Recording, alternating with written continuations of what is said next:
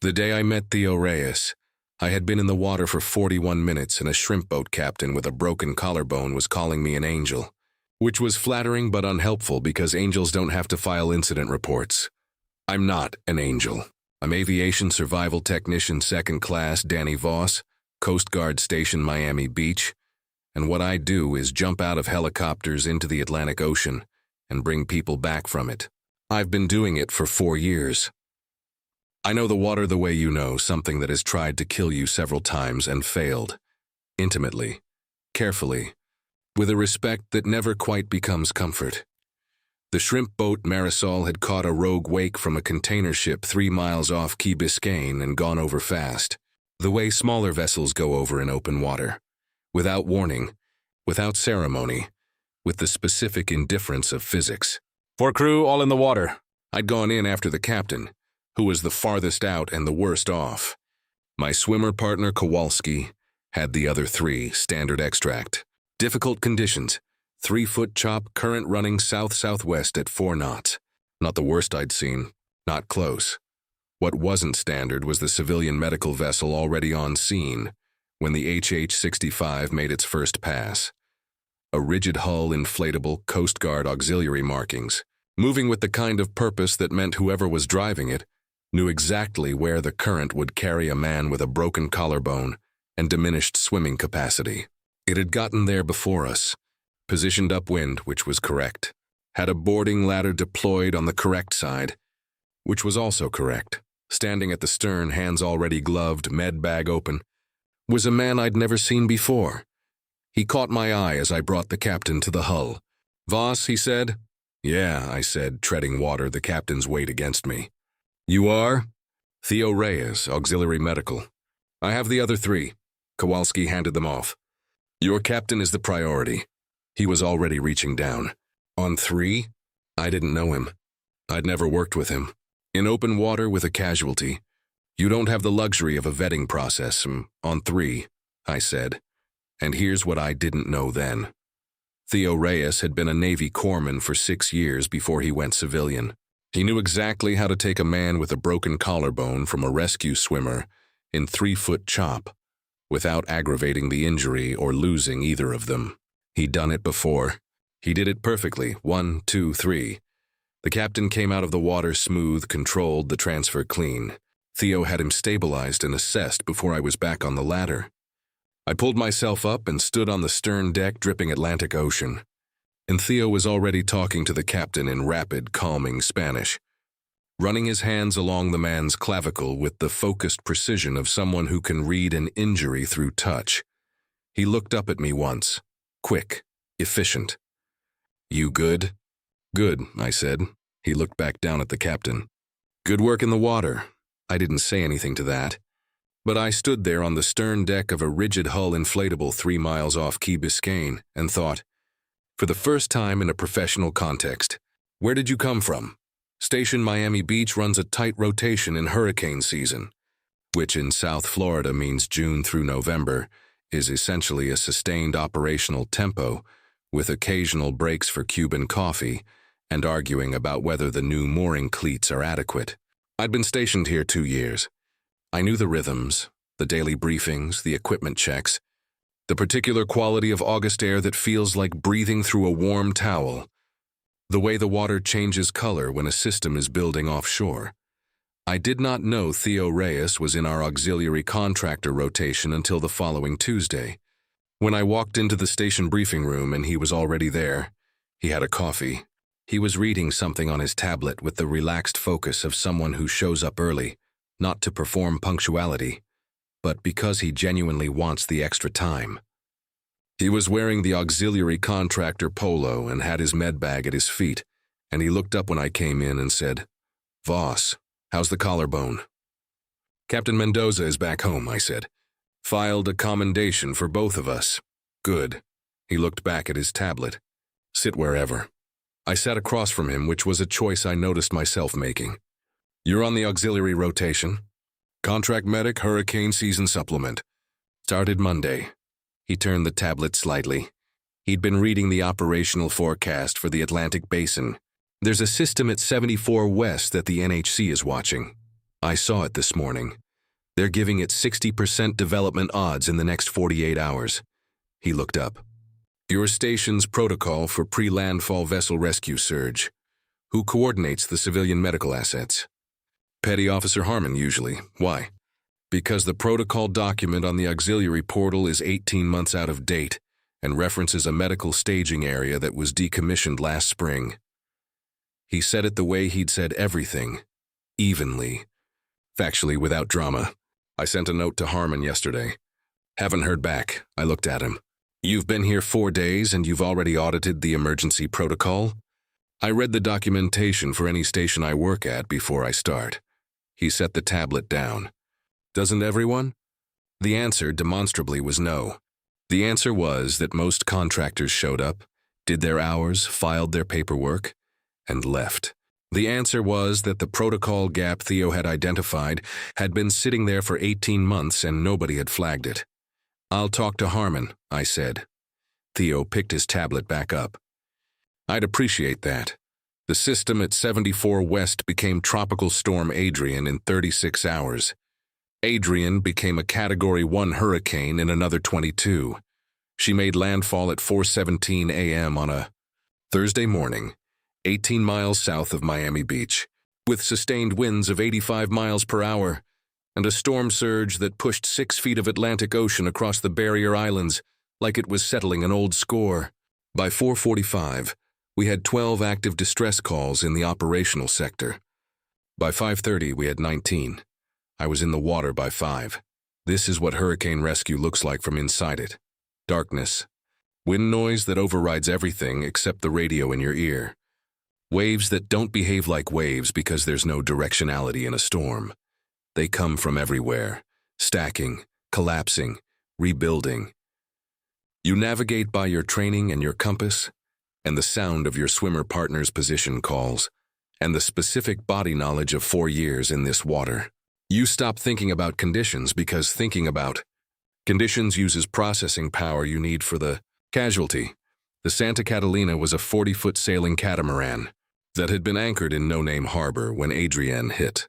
She'd dragged anchor, broached in the surge, and gone over on her port hull sometime around 4:30.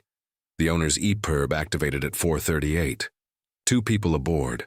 Owner, early 60s, and a crew member, late 20s. The catamaran was partially upright, half flooded, the port hull mostly submerged and the starboard hull acting as an irregular floating platform in 6-foot wind waves. The crew member was on the starboard hull. The owner was in the water, life jacket on, conscious but not swimming. Kowalski went for the owner. I went for the hull. The crew member on the hull had a head laceration that had been bleeding long enough to make the starboard surface slick with it. But he was hypothermic despite the water temperature, because shock and blood loss do that, regardless of the ambient conditions. And when I reached him and said, "I'm Coast Guard, I've got you," he looked at me with the specific emptiness of someone whose body has started making decisions without him.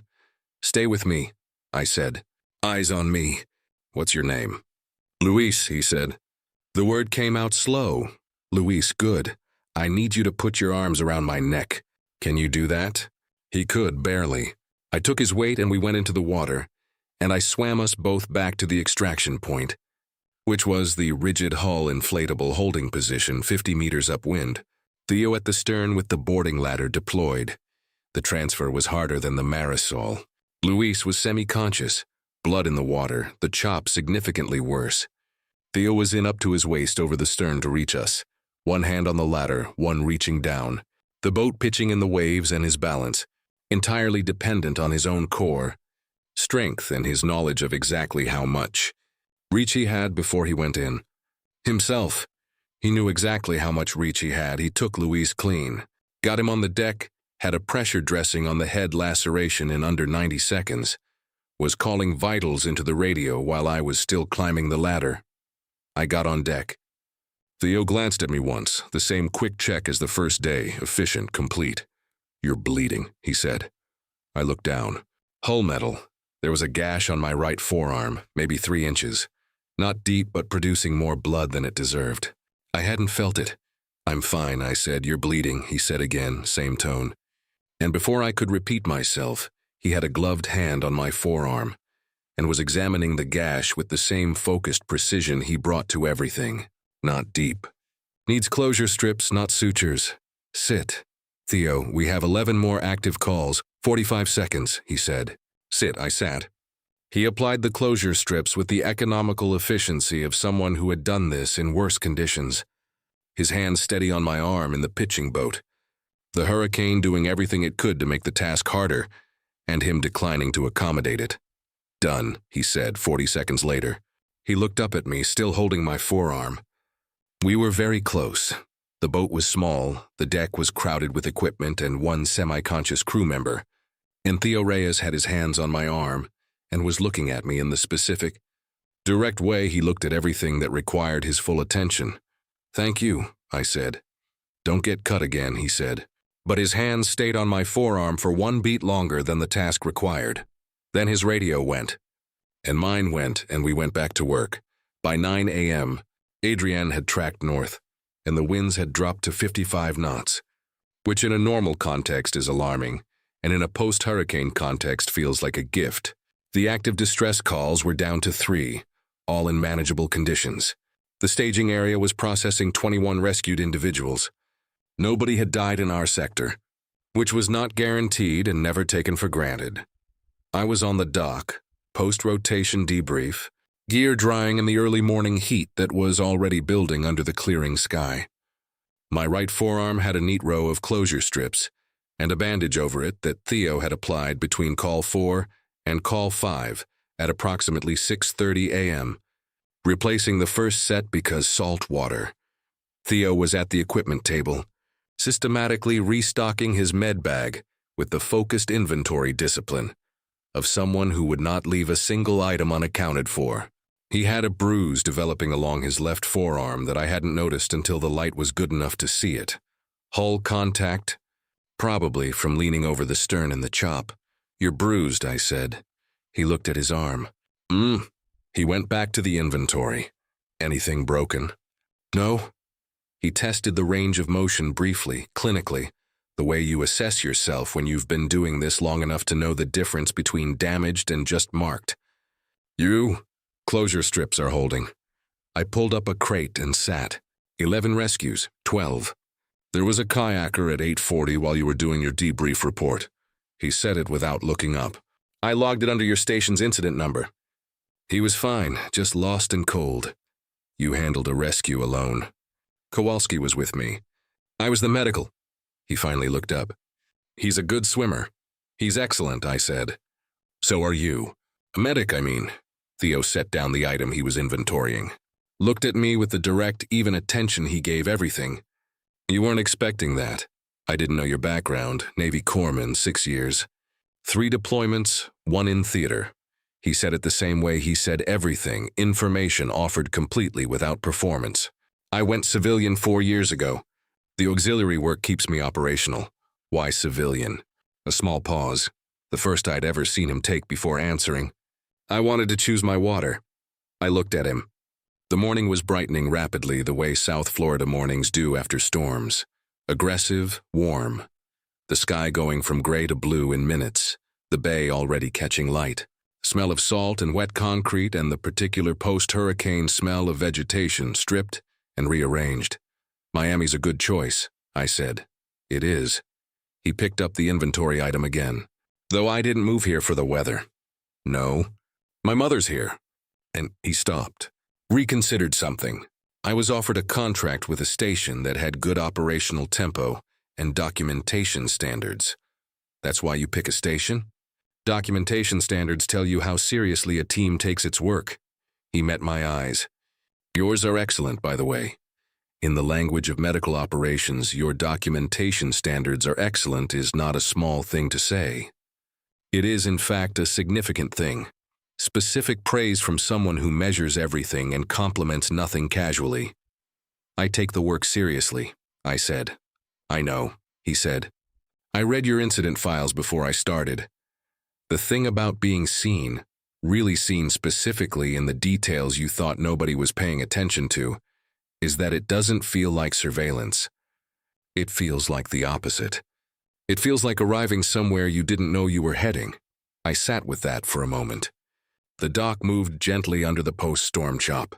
Somewhere in the bay, a pelican was conducting its post-hurricane inventory of the fish situation with professional determination. There's a place on Calle Ocho, I said. Opens at 7 even after storms.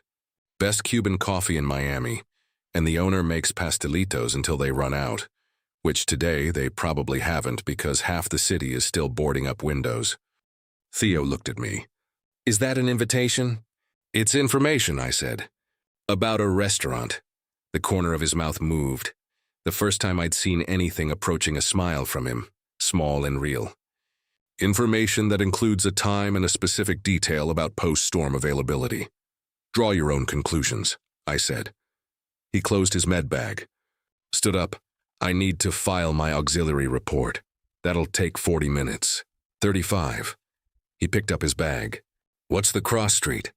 The place on Calle Ocho was called La Ventana, and it had been there since 1987. And the owner, a woman named Gloria, who had ridden out 11 hurricanes in this building, and considered the 12th unremarkable, looked at the two of us coming in at 9:45 a.m. still carrying the salt and adrenaline residue of the morning and said, in Spanish, you were on the water. All night, I said. She brought coffee and pastelitos without being asked. Theo wrapped his hands around the coffee cup and looked out the window at Calle Ocho doing its post-storm assessment. A few branches down, one shop awning torn. Otherwise, the street conducting its business with the pragmatic resilience of a neighborhood that has been through this before. He had the quality of stillness that I'd noticed in the water, and in the briefing room and on the dock. Not passivity, but a kind of active quiet. The stillness of someone who is processing continuously and doesn't need to fill space while they do it. You grew up here? He said. Wisconsin, I said. I moved for the assignment, and stayed, and stayed. I drank the coffee, which was perfect, sweet and strong and dark in the specific way that Cuban coffee is its own category of thing. You, born here. Grew up in Little Havana, 2 blocks from this street. He looked out the window with a different kind of recognition than mine, the way you look at something that is yours before it is anything else. My mother still lives on the same block she's lived on since 1989. Did she evacuate? She does not evacuate. He said it with the fond exasperation of a man who has had this argument and lost. She has a hurricane kit that includes 3 days of food, a hand-crank radio, and a photo of my grandfather, and she considers that sufficient. Is it? It has been 11 times. He picked up a pastelito. I stayed with her until midnight, then reported to the auxiliary staging point. I looked at him. You spent the pre-landfall hours with your mother, then worked a 12-hour rescue rotation. She would not have it any other way. He ate the pastelito. Looked at me. She asked me this morning if I'd met anyone interesting at the new station. I kept my face neutral. What did you say? I said it was too early to tell. The corner of his mouth moved again, that same small, real thing. She said that was a yes. The coffee was warm between my hands. Outside, Calle Ocho was returning to itself the way Miami always returned to itself after storms. Not slowly, not with hesitation, but with the specific forward momentum of a city that has made its peace with being in the path of things and decided to be here anyway. She sounds perceptive, I said. She is. He set down his cup, looked at me directly, the way he looked at everything that required his full attention. Can I ask you something? Go ahead. The transfer with Luis this morning. The hull was slick. You were managing his full weight in 6-foot chop, and you maintained your heading the entire swim back. That's not standard. He paused. Where did you develop that? It was a professional question. We both knew it was a professional question. It was also the kind of question that says I was watching. I was watching specifically. 2nd deployment year, I said. We had a mass casualty event off the Keys. Boat fire, 12 in the water, 3 unconscious. I learned that year what my body could do. I looked at my coffee. And what it couldn't. What couldn't it do? I looked up. Be in 2 places at once. We lost one that day. Silence settled between us. Not uncomfortable, not rushed. The kind of silence that knows what it's holding. I lost one in theater, Theo said quietly. 2019 Kandahar. I've thought about it every day since. Does it get easier? No. He was direct about it, not brutal, just honest. But it gets quieter. It stops being the loudest thing. I had never heard anyone describe it that way.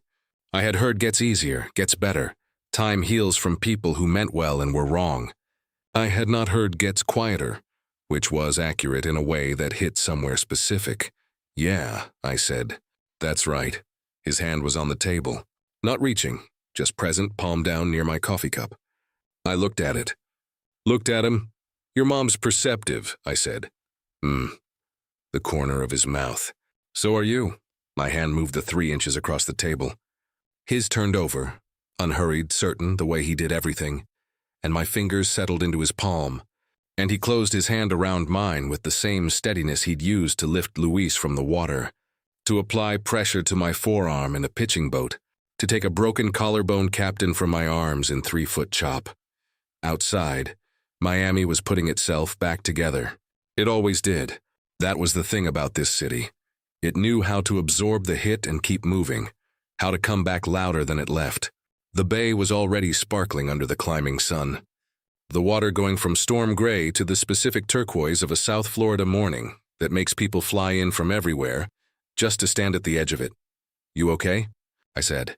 He looked at me, full attention, the real kind. Yeah, he said. I keep being. Me too. His thumb moved once across my knuckles. We stayed like that while Gloria brought more coffee without being asked, and the city moved outside the window, and the morning got bright and hot and loud in the way Miami mornings always did. The weather was trying to make up for something. Hurricane season runs June through November. By the end of July, Theo had revised the auxiliary medical protocol, the 18-month-old document with the decommissioned staging area, and submitted it to the district coordinator, who approved it with a note that said should have been done sooner. By August, he'd cross-trained 2 of our junior rescue swimmers in field triage sequencing, which was not in his contract and which he did anyway on his own time, on Tuesday and Thursday afternoons, in the station's equipment room with a whiteboard and the same methodical patience he brought to everything. I watched one of those sessions from the doorway without him seeing me. He was explaining hemorrhage control to Petty Officer Danforth, who was 22 and earnest and asked good questions, and Theo was answering each one completely, not performing patience, not performing expertise, just genuinely engaged with making sure the information landed correctly. He was built for this, not just the medicine, the teaching of it, the understanding that the point of knowing something was to make sure other people knew it too. He looked up and saw me in the doorway. He didn't wave me off. He said, "Voss, come explain the water side of hemorrhage in a rescue scenario. You've had more field hours than anyone here." I came in. We taught the session together, which was not planned and worked better than either of us could have designed. Danforth left with better information than she'd arrived with. Theo stayed to clean up the whiteboard. "You should get that cross-training formalized," I said. "Submit it as a supplemental protocol." I was going to. He erased the last diagram. "Would you co-author it? Your field documentation would strengthen the swimmer side section." "Yes," I said. He set down the eraser. Turned around. We were in the equipment room with the afternoon sun coming through the high windows, and the smell of neoprene and salt water that was the permanent background scent of this station. And Theo was looking at me with the direct, open expression that I had learned over 2 months. Meant he had something to say and had decided to say it. "I applied for the permanent auxiliary contract," he said. "Year-round. The hurricane supplement ends in November." I kept my face still. "When did you apply?" "Last week," he paused. "I'd have told you sooner, but I wanted to wait until it was real." "Is it real?" "Pending district approval. Harmon says it's a formality." He looked at me steadily. "I wanted you to know before it was announced." I thought about what it meant. Year-round, this station. Theo Reyes reading protocols and teaching sessions, and taking transfers in heavy chop, and saying gets quieter when everyone else said gets easier. I thought about his hands on the inventory, table and his thumb across my knuckles in La Ventana, and his mother, who did not evacuate and considered 3 days of food, and a photo of her grandfather sufficient. Your mother will be glad. I said my mother already knows, the small, real smile. She called Harmon herself. I laughed, a real one, surprised out of me, the kind you don't plan. She called the petty officer. She said she was just checking on the process. He picked up his bag. She was not just checking on the process. We walked out of the equipment room together into the South Florida afternoon, which was performing its usual trick of being so overwhelmingly present. The heat, the light, the smell of the bay, the sound of everything, that it was almost impossible to think about anywhere else. That was the thing about Miami. It demanded your full attention. It did not allow for abstraction or distance or the comfortable vagueness of somewhere you hadn't fully committed to. Walk with me to the dock? Theo said. We walked to the dock. The bay was flat and brilliant in the late afternoon sun, the kind of blue that people painted on hotel walls and never quite got right because the actual color had too much life in it. The rigid hull inflatable was moored at stern hatch 3, rocking gently, cleaned and restocked from the morning's rotation. I looked at it, the boarding ladder, the stern deck, the space where we'd managed Luis and the collarbone captain in 4 months of callouts, and it looked the way things look when they've been where you were during something important. Theo stopped at the edge of the dock, looked at the water. I like it here, he said. Quiet, simple, the way he said everything that was true. Miami? This? He gestured, and the gesture was small and inclusive. The dock, the bay, the station behind us, the particular afternoon that we were standing in. This work. This water, he looked at me. This station. I stepped up beside him, close enough that our shoulders touched, and looked at the bay. The water was doing what Miami water did, showing off, gorgeous, completely aware of itself. His hand found mine at our sides, easy and certain, fingers threading together like it was a thing we'd been doing for years. You okay? He said. Yeah. I looked at the water, then at him. I keep being. Me too.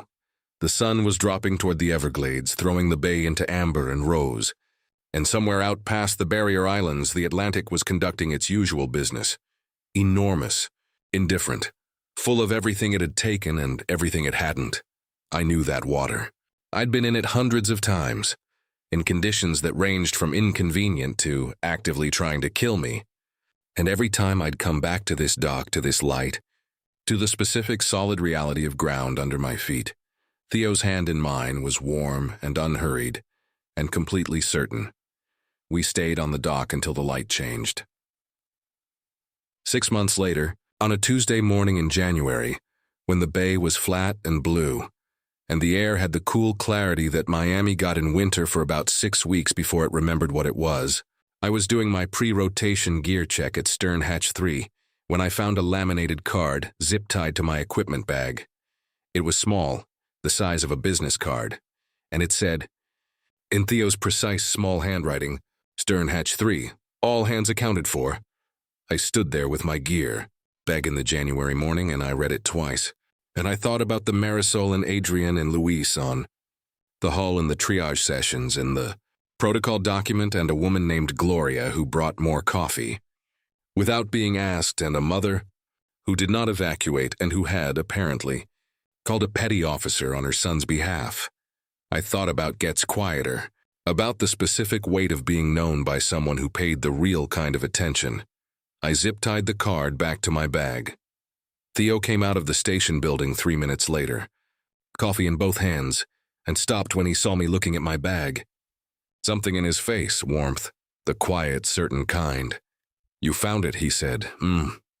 I took the coffee he was offering. All hands accounted for. Always, he said.